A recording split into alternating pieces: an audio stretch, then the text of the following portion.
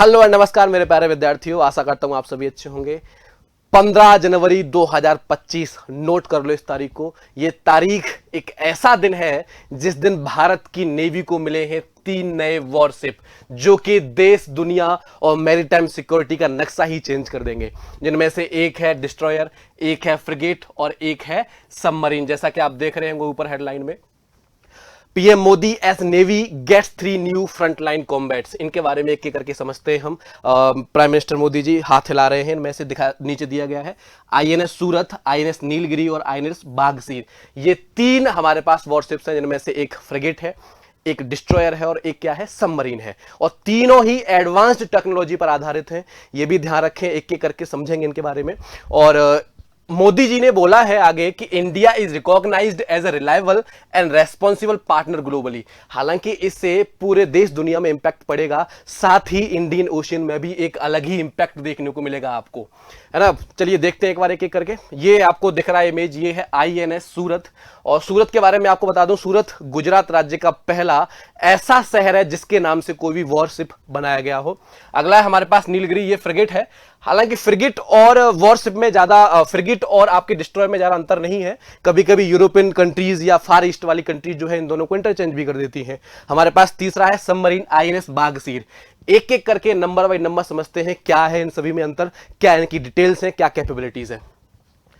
तो सबसे पहले आपके सामने दिख रहा है आईएनएस सूरत, जो कि प्रोजेक्ट 15B से बना है, जो कि प्रोजेक्ट 15B के अंतर्गत बना है। और ये विशाखापट्टनम क्लास का 4th शिप है। ये ध्यान रखें, विशाखापट्टनम क्लास का ये शिप है, जिसमें 4 टोटल शिप बनाए गए थे, जिनमें से पहला खुद विशाखापट्टनम है, दूसरा मार्मागोवा, तीसरा इंफाल और चौथा जो हमारे पास मिलेगा ये है सूरत। ये 4 ध्यान रखें। पहला प्रश्न आपका बन जाएगा यहीं से कि बताइए इनमें से मार्मागोवा जो डिस्ट्रॉयर है कौन से क्लास का डिस्ट्रॉयर है। तो आप ये यहां से कंफर्म बता सकते हैं कौन से का, विशाखापट्टनम क्लास का है। और ये सूरत जो है वो सबसे लास्ट शिप है, सबसे लास्ट शिप है। अगर साथ ही में आपको बताऊं विद्यार्थियों, तो इसकी जो लागत है लगभग वो है 9,000 करोड़।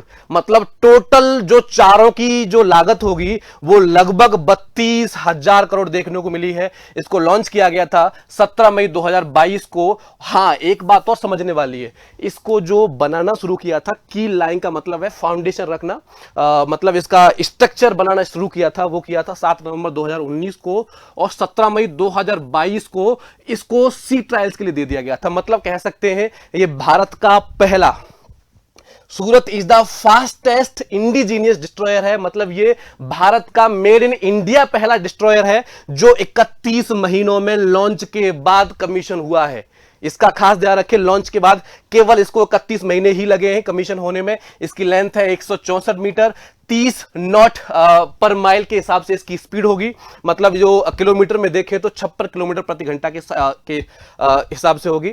अच्छा, इसके आर्मामेंट्स जो है वो है सरफेस टू एयर मिसाइल, ये रख सकता है अपने साथ, एंटी सिम मिसाइल, टारपीडोस भी। और ये इंडिजीनियसली बनाया गया है। साथ साथ 70% इसमें कंटेंट जो है भारत की कंपनियों के द्वारा है, जिसमें से एमएसएमई है, भेल, BEL, L&T, ठीक है, भेल भी है इसमें, एंड महिंद्रा। बाकी के बाहर से टेक्नोलॉजी इसमें से बोरो की गई है। और इसको थोड़ा सा और समझते हैं विद्यार्थियों।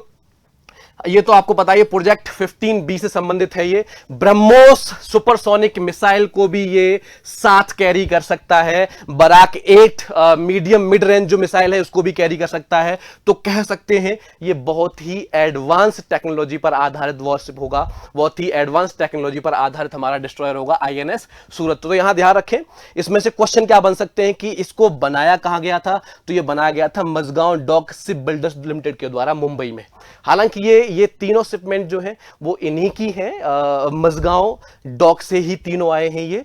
तो ये अब देखो कितनी बड़ी बात है, भारत कितना कैपेबल हो चुका है। मतलब मेड इन इंडिया जो है डिफेंस इक्विपमेंट्स बनाने में भारत कितना आगे निकल चुका है।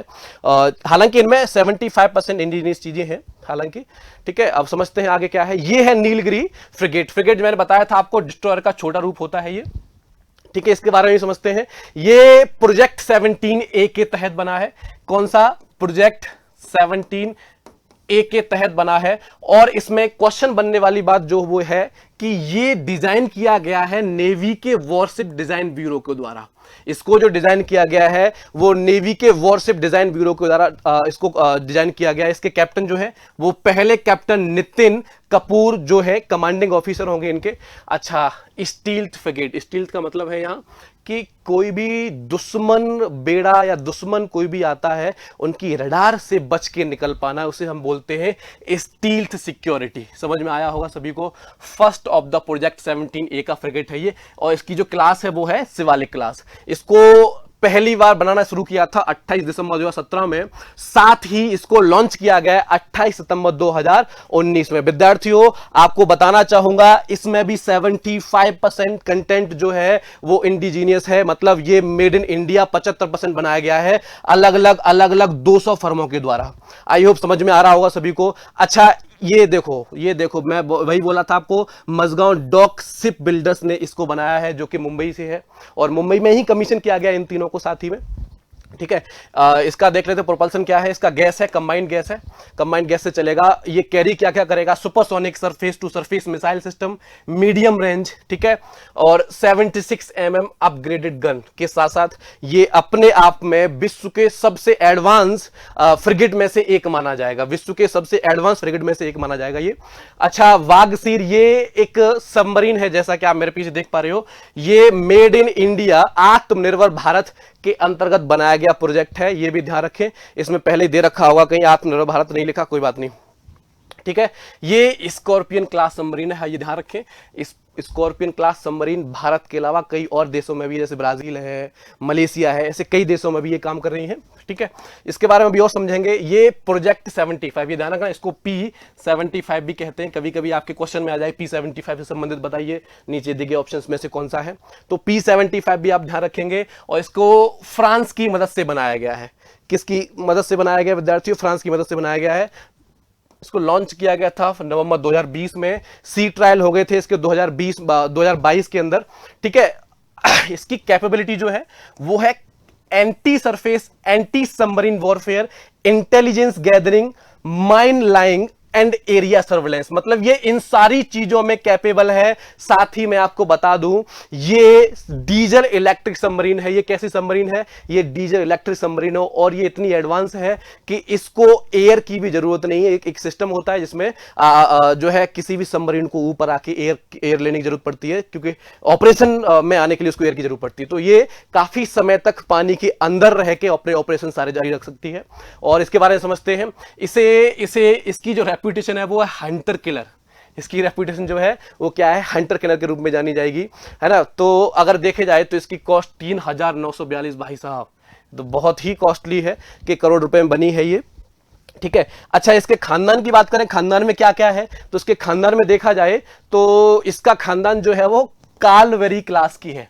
अटैक सबमरीन है, जैसा कि आप देख रहे हैं, डीजल इलेक्ट्रिक सबमरीन है। हालांकि हम इसकी बात नहीं करेंगे। अरहंत क्लास, ये जो है न्यूक्लियर पावर्ड है, इसकी बात नहीं करेंगे, न्यूक्लियर पावर्ड है। ये सबसे लास्ट, क्योंकि इसमें कितनी बनाई गई थी? इसमें बनाई गई थी 6, जिनमें से 5 पहले से ही कमीशन है। लास्ट वाली INS वागसीर, इसको अभी कमीशन किया गया है। तो ये अपने आप में बहुत अच्छी खबर है भारत के लिए, भारत की मैरीटाइम सिक्योरिटी के लिए, भारत के डिफेंस सेक्टर के लिए। और आई होप आपको ये चीज समझ आई होगी।